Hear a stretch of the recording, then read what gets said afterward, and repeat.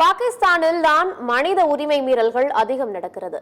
தங்களுக்கு பாடம் எடுக்க வேண்டிய இடத்தில் நீங்கள் இல்லை என்று மனித உரிமைகள் ஆணைய கூட்டத்தில் பாகிஸ்தான் குற்றச்சாட்டுக்கு இந்தியா பதிலடி கொடுத்துள்ளது. ஐக்கிய நாடுகளின் மனித உரிமைகள் ஆணைய கூட்டம் ஜெனீவாவில் நடைபெற்றது.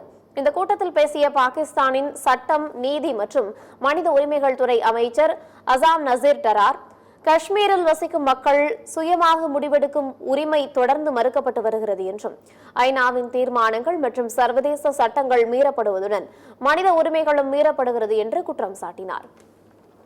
பாகிஸ்தானின் இந்த குற்றச்சாட்டுக்கு பதிலடி கொடுத்து பேசிய இந்திய அதிகாரி, யூனியன் பிரதேசங்களான ஜம்மு காஷ்மீர் மற்றும் லடாக் ஆகியவை இந்தியாவின் பிரிக்க முடியாத பகுதிகள் என்று குறிப்பிட்டார்.